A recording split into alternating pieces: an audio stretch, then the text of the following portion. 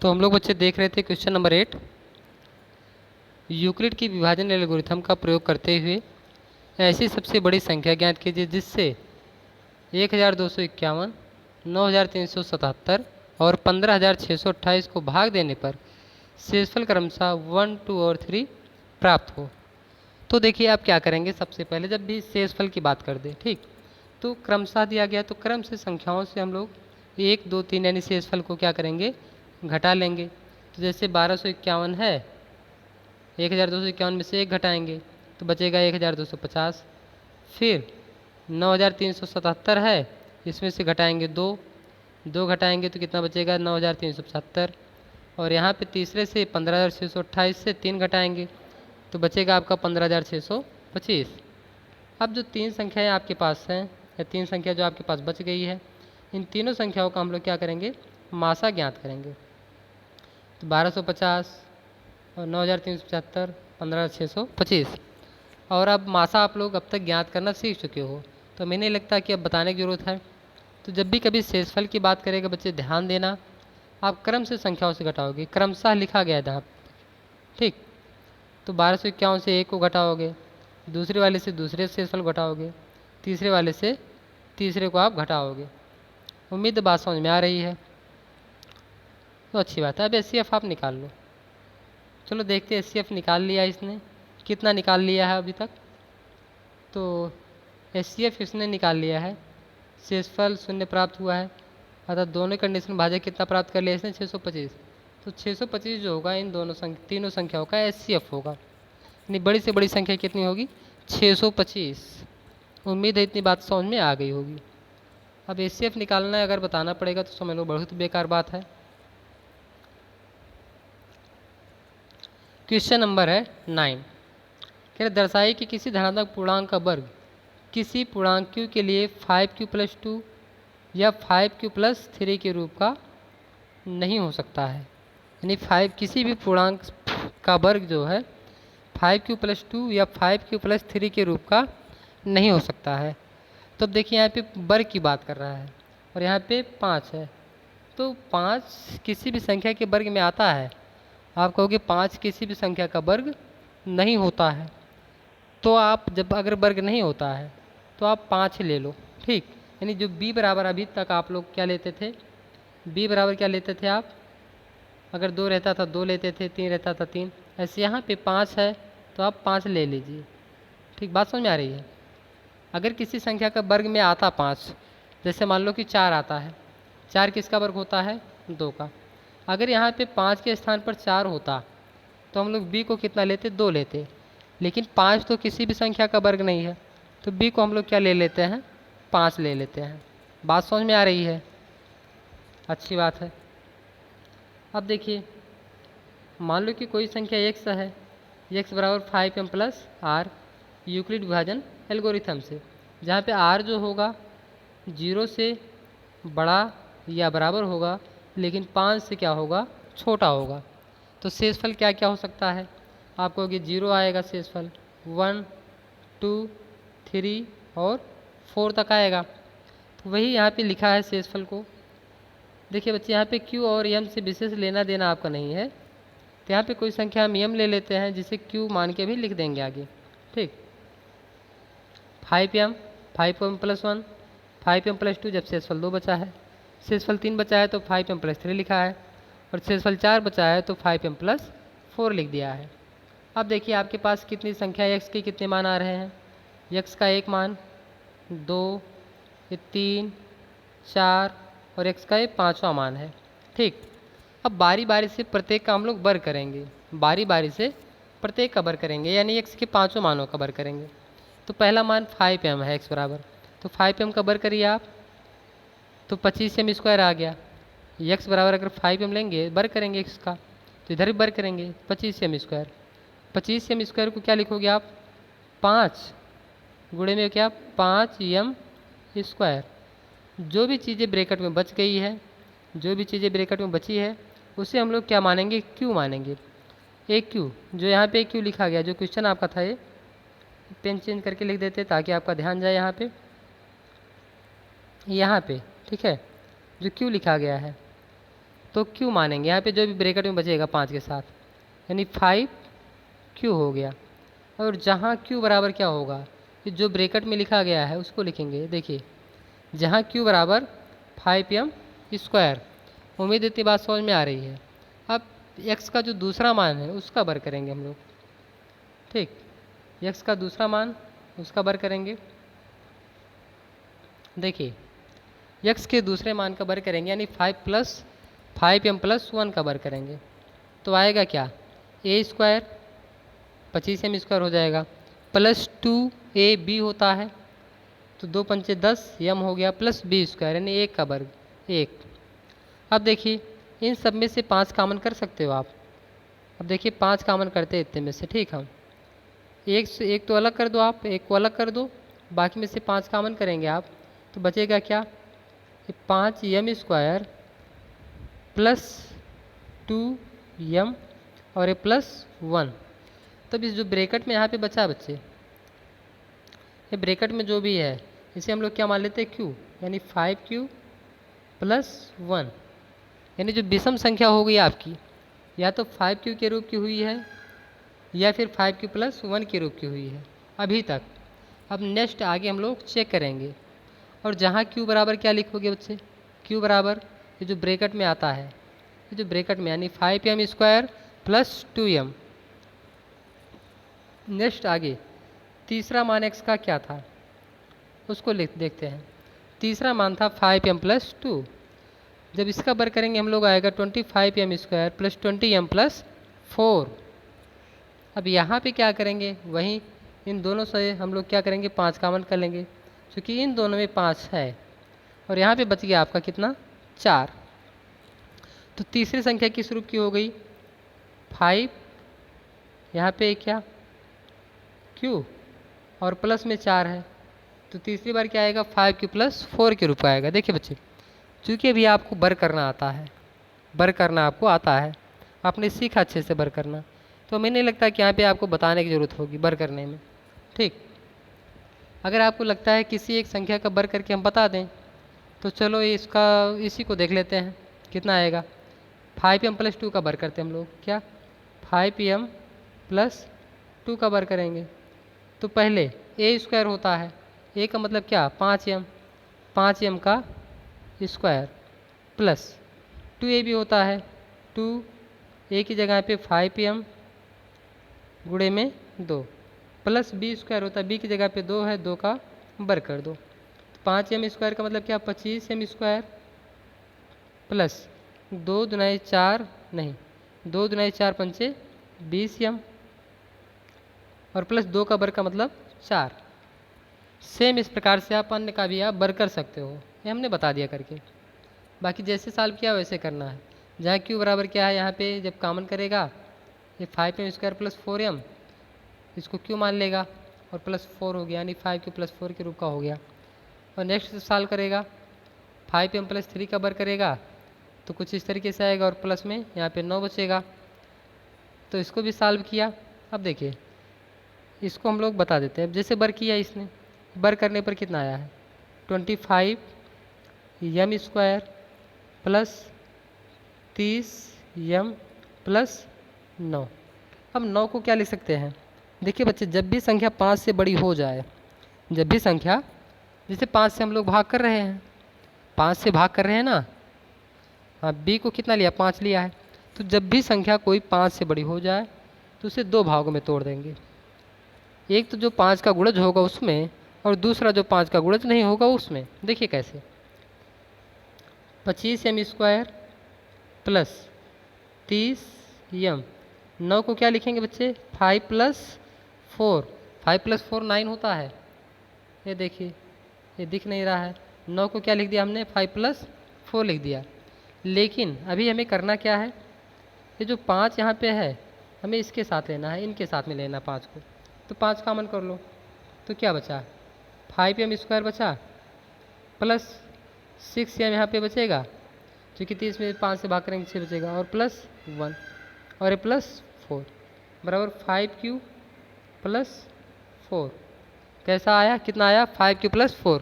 जहाँ q बराबर क्या, ये ब्रैकेट वाली संख्या, ब्रैकेट में है क्या, 5m square plus 6m plus 1।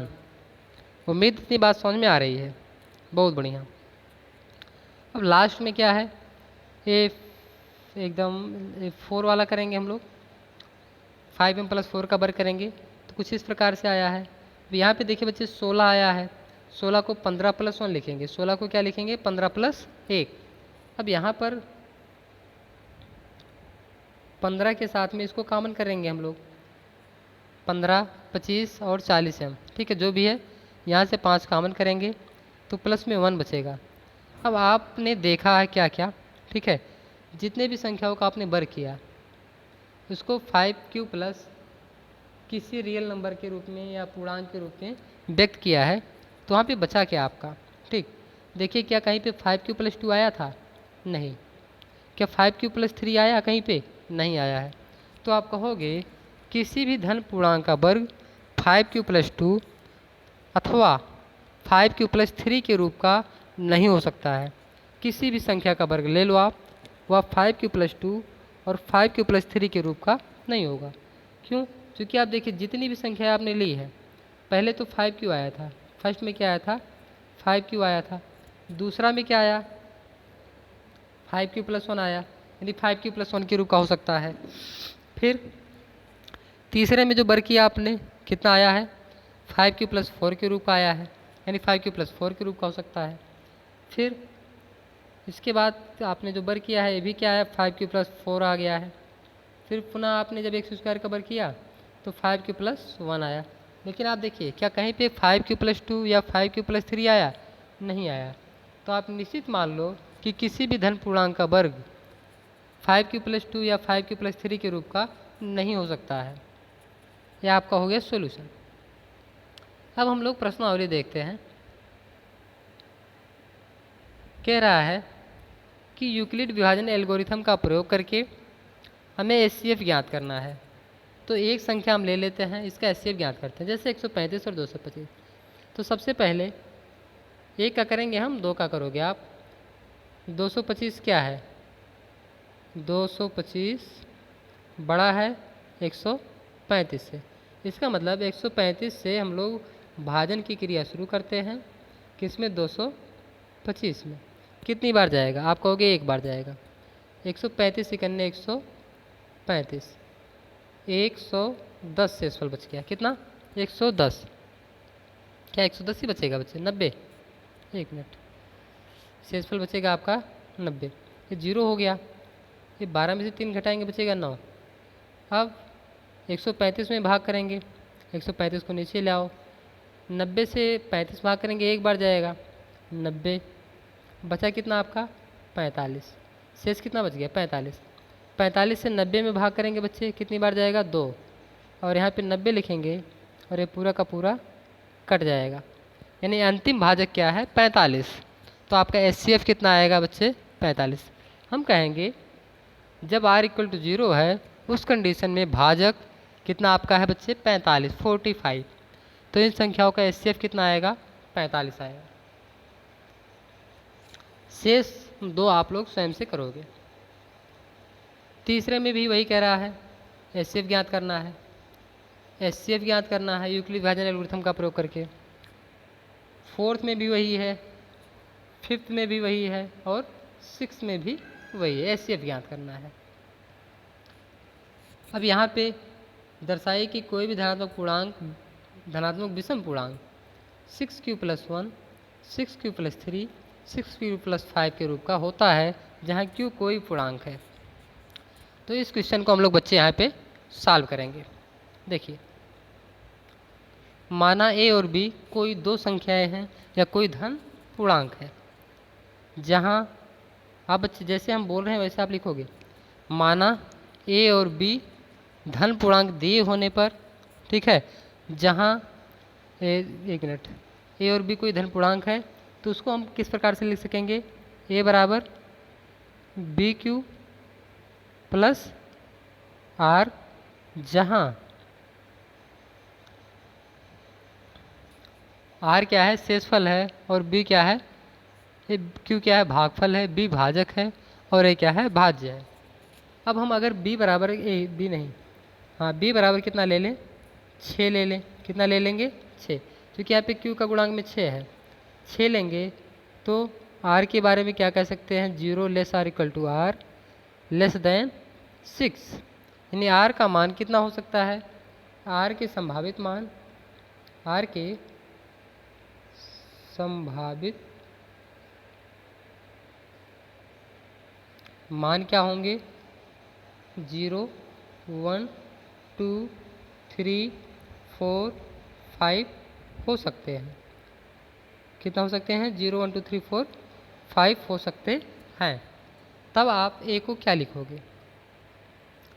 तब आप a को लिखोगे a बराबर 5q प्लस 0, a बराबर 5q प्लस 1, a बराबर आप लिखोगे 5q प्लस 2, a बराबर 5q प्लस 3, a बराबर 5q प्लस 4, a बराबर 5q प्लस 5।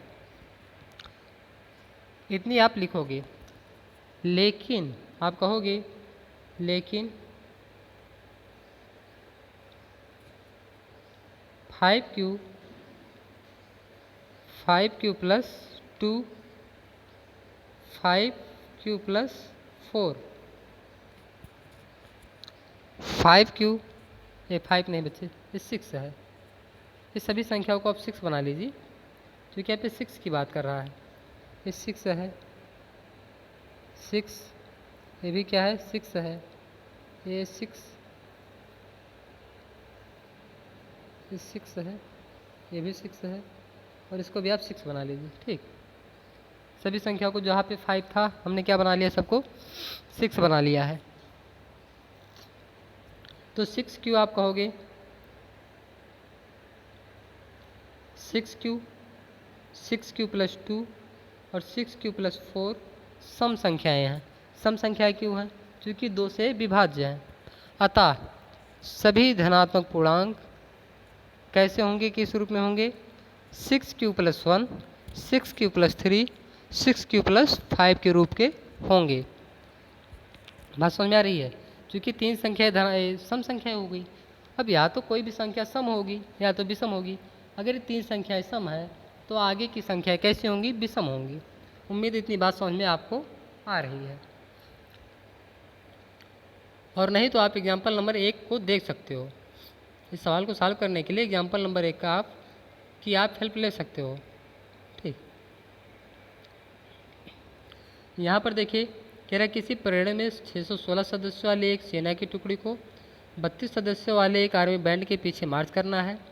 दोनों समूहों को समान संख्या वाले स्तंभों में मार्च करना है। उन स्तंभों की अधिकतम संख्या क्या है जिसमें वे मार्च कर सकते हैं? तो हमें इन दो संख्याओं का केवल मासा लेना है और बताना है जो भी मासा आएगा उन स्तंभों की अधिकतम संख्या हो जाएगी। उन स्तंभों की क्या हो जाएगी? अधिकतम संख्या। तो एक 616 और 32 का मासा तो आप निकाल सकते हो। ठीक, तो आप निकालोगे। अब देखिए क्वेश्चन नंबर 9 कह रहे यूक्लिड विभाजन प्रमेयिका का प्रयोग करके दर्शाइए कि किसी धनात्मक पूर्णांक का वर्ग किसी पूर्णांक m के लिए 3m या 3m प्लस 1 के रूप का होता है। तो चलो मान लेते हैं आपके पास संख्याएँ क्या है? यहाँ पे 3 लिखा गया है। m के गुणांक में क्या है? 3 है। तो क्या 3 किसी भी संख्या का वर्ग होता है? आप कहोगे 3 तो किसी भी संख्या का वर्ग नहीं होता है। तो b बराबर हम लोग मान लेते हैं 3। माना आपके पास दो संख्याएं a और b हैं, तो a बराबर आप क्या लिख सकते हो? bq plus r। ठीक, ये b है, एक मिनट, ये आपका है b, 5 नहीं, क्या है? b है। a बराबर bq प्लस r, जहाँ आप b बराबर 3 ले सकते हो, b बराबर 3। तब r के संभावित मान आप क्या लिखोगे? जो r के संभावित मान है क्या हो सकता है? 0 हो सकता है, 1 हो सकता है और 2 हो सकता है।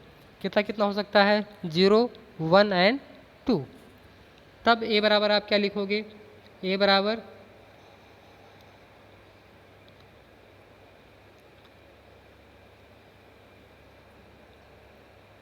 थ्री क्यू प्लस 1 और 3q प्लस 2। लेकिन क्वेश्चन में कह रहा है धन पूर्णांक का वर्ग, धन पूर्णांक के वर्ग की बात कर रहा है। तो हम लोग यहाँ पे क्या करेंगे, सभी तीन के तीनों धन पूर्णांक जो a बराबर 3q आया है, 3q प्लस 1 आया है और 3q प्लस 2 आया है, तीनों का वर्ग करेंगे और देखेंगे जितने भी धन पूर्णांक आएंगे वर्ग करने पर वो या तो 3m के रूप में होंगे या फिर 3m प्लस 1 के रूप में होंगे। ठीक, तो चलो सॉल्व करना शुरू करते हैं। सबसे पहले a बराबर क्या था, 3q। a बराबर आपका आया है 3q। आप वर्ग करो, वर्ग करने पर a स्क्वायर बराबर 9q स्क्वायर बराबर, आप यहाँ से 3 कॉमन कर लो, 3q स्क्वायर बराबर आएगा 3। देखिए जो भी ब्रैकेट में है, चूँकि यहाँ पे m के रूप में दिखाना है तो हम लोग जो ब्रैकेट में उसको m मानेंगे और कहेंगे जहाँ, क्या बोलेंगे बच्चे, जहाँ m बराबर 3q स्क्वायर। बात समझ में आ रही है। तो जो पहली संख्या है ये 3m हो गई, पहली संख्या क्या हो गई, 3m के रूप का हुआ। अब दूसरा देखो, अभी 3m प्लस 3q प्लस 1 है। a बराबर दूसरी संख्या हमने क्या लिया था बच्चे, दूसरी संख्या a बराबर क्या था, 3q प्लस 1। अब दोनों पक्षों का वर्ग करेंगे तो वर्ग कर दो आप, ये वर्ग हो गया। ठीक, एक मिनट, वर्ग हो गया आपका। तो a स्क्वायर बराबर क्या आया, 3q का वर्ग करेंगे तो 9q स्क्वायर प्लस 2a भी होता है 6q प्लस 1। अब यहाँ पे आप देखिए 3 कॉमन करोगे तो बचेगा क्या, 3q स्क्वायर प्लस 2q और एक अलग रहने दो, बराबर क्या लिखोगे आप, 3m प्लस 1। कितना लिखोगे बच्चे, 3m प्लस 1।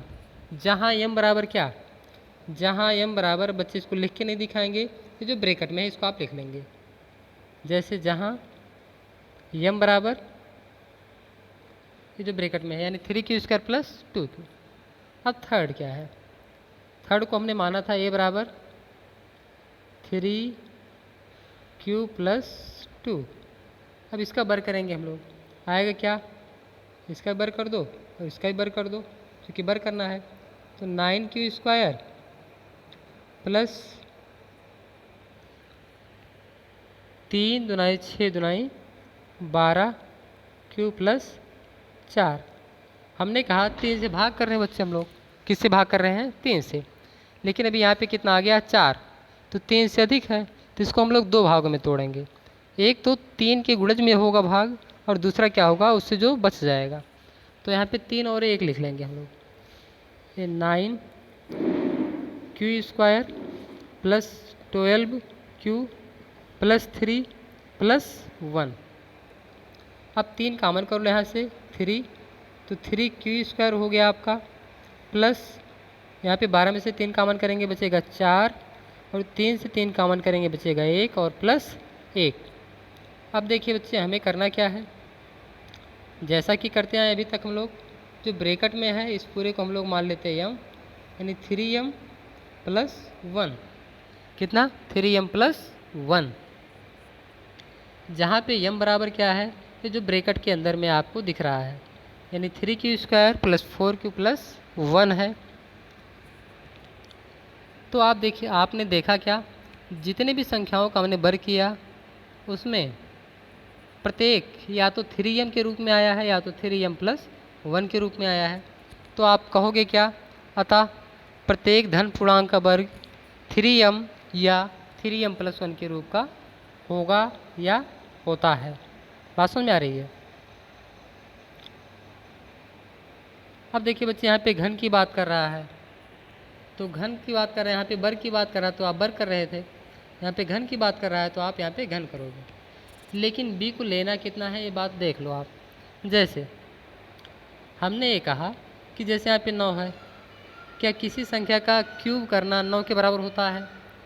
आप कहोगे क्यूब तो 9 के बराबर नहीं होता है, तो हम कहेंगे अच्छा चलो बता दो वर्ग ही 9 के बराबर हो जाए। तो आप कहोगे 3 का वर्ग 9 होता है, तो यहाँ पे b बराबर आपको 3 लेना है, यानी ए बराबर 3q प्लस आर लेंगे आप। और आर कितना आएगा, जब बी आपने 3 लिया तो शेषफल या तो 0 आएगा, या तो 1 आएगा, या तो 2 आएगा। तो आर की जगह पे हम क्या क्या ले सकते हैं, या तो यहाँ पे 0 ले लो, या तो 1 लेंगे, या तो 2 लेंगे। यानी 3q प्लस 1 या 3q प्लस 2। बात समझ आ रही है। ए बराबर, अब क्यूब करना है, क्यूब कर लो और दिखाइए कि 9m या 9m प्लस 1 या 9m प्लस 8 के रूप का होगा। तो यहाँ से आप देखिए जब क्यूब करोगे तो बच्चे यहाँ से आपको 9 कॉमन करना है। कितने कॉमन करना है, 9। बात समझ में आ रही है। जैसे यहाँ पहले क्वेश्चन में 3 दिखाना था, क्वेश्चन नंबर 8 में क्या दिखाना था, 3 कॉमन करके दिखाना था। तो 3 आपने कॉमन कर लिया। यहाँ पे 9 कॉमन करना है तो आप 9 कॉमन कर लेंगे। लेकिन यहाँ पे क्यूब करना है, क्यूब का फार्मूला आपको याद होना चाहिए। क्वेश्चन नंबर 11, एचसीएफ ज्ञात करना है, कर सकते हो। दर्शाइए कि धनात्मक पूर्णांक का वर्ग किसी पूर्णांक q के लिए या तो 4q या 4q प्लस 1 के रूप का होता है। तो यहाँ पर b बराबर आपको कितना लेना है, 2। क्योंकि आपको पता है 2 का वर्ग करेंगे तो 4 आएगा। 2 का वर्ग कितना आएगा, 4। तो b बराबर आप 2 लेंगे। तो इसको लिखेंगे कैसे, माना 2 पूर्णांक की और b है जहाँ b बराबर 2, और तब a बराबर क्या आएगा, इसको आप 2 कर लो, 2। यहाँ पे q है तो q ना मान के m मान लो। जब m रहेगा तो आप q मानेंगे, q रहेगा तो m मानेंगे। प्लस 0, 2m प्लस 1 या हाँ 2 माना है, केवल इतना रहेगा। ठीक, ये बराबर। अब एक बार इसका वर्ग कर दो आप, और एक बार इसका वर्ग कर दो, तो आप देखोगे 4q या 4q प्लस 1 के रूप का दिखेगा। चलो मैं इसको करके दिखा देता हूँ। ठीक, चलो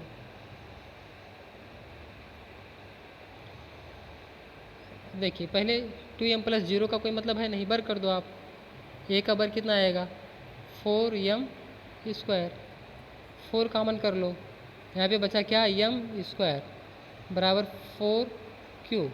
अब आप लिखो क्या, जो ब्रैकेट में उसे आप क्या मानोगे, m, जहाँ m स्क्वायर बराबर क्या है, q। जो ब्रैकेट में उसको आप q के बराबर मानोगे, तो ये हो गया। और दूसरा, जब a बराबर क्या था, 2m प्लस 1 है, वर्ग करोगे a स्क्वायर आएगा, 4m square plus 4m plus 1। अब आप 4 कॉमन कर लो, बचेगा आपके पास m square plus m plus 1, और जो ब्रैकेट में इसको हम लोग मानेंगे क्या, q, 4q प्लस 1। अब आप कहोगे अतः प्रत्येक धन पूर्णांक का वर्ग 4q या 4q प्लस 1 के रूप का होता है। पहले में चूंकि 4q आया था, दूसरे में 4q प्लस 1 आ गया, तो आप यही कहोगे फिर। अब हम लोग देखेंगे नेक्स्ट क्वेश्चन। एक क्वेश्चन नंबर 13, एचसीएफ ज्ञात करना है, बताने की जरूरत नहीं है। यूक्लिड की विभाजन एल्गोरिथम का प्रयोग करते हुए ऐसी सबसे बड़ी संख्या ज्ञात कीजिए जिससे 398, 34, 36, 542 को भाग देने पर शेषफल 7, 11 और 15 आए। जब भी ऐसी संख्याएं आपको दे कि शेषफल कुछ बच रहा हो, ठीक, तो हमें 3 ऐसी संख्याओं का मासा ज्ञात करना होता है जिनसे हम इन संख्याओं को घटा के प्राप्त करते हैं। जैसे हमें ऐसी संख्या प्राप्त करने के लिए 3, 9, 8 माइनस में कितना करेंगे, -7 बराबर कितना आएगा, 3, 9, 1। दूसरा 4, 3, 6 कितना आया है, शेषफल 11, तो 11 घटाएंगे, 4, 2, 5। तीसरी क्या है, 5, 4, 2, 5, 4, 2, शेषफल कितना बचा है, 15। अब 15 घटाओ कितना आएगा, 12 में से 5 घटाएंगे 7 आएगा, और 3 में से 1 घटाएंगे आपके पास 2 आएगा, और फिर 5। अभी 3 संख्याओं का अगर मासा ज्ञात कर ले तो हमें वह बड़ी से बड़ी संख्या प्राप्त हो जाएगी। बात समझ में आ रही है। और मासा ज्ञात करना आपको आता है, अब बताने की जरूरत नहीं है। सेम इसी प्रकार से क्वेश्चन नंबर 15 है, कह रहा है यूक्लिड विभाजन एल्गोरिथम का प्रयोग करते हुए ऐसी सबसे बड़ी संख्या ज्ञात कीजिए जिससे 20, 53 और 967 को भाग देने पर शेषफल क्रमशः 5 और 7 बचे। तो सबसे पहले संख्याओं से हम पहली संख्या से 5, दूसरी संख्या से 7 को घटाएंगे और फिर इनका मासा प्राप्त कर लेंगे और जो मासा आएगा वही आपका आंसर होगा या वही बड़ी से बड़ी संख्या होगी। अब ये प्रश्नावली यहाँ पे समाप्त होती है आपकी, यानी 1.1। अब हम लोग 1.2 नेक्स्ट वीडियो में देखेंगे। तो आज के लिए केवल इतना ही है। इससे आप लोग पढ़ेंगे और सॉल्व करने का प्रयास करेंगे। लेकिन जब भी आप पढ़ना शुरू करो तो आप अपनी पेन और कॉपी लेके बैठो और कैलकुलेशन का काम स्वयं से करते रहो।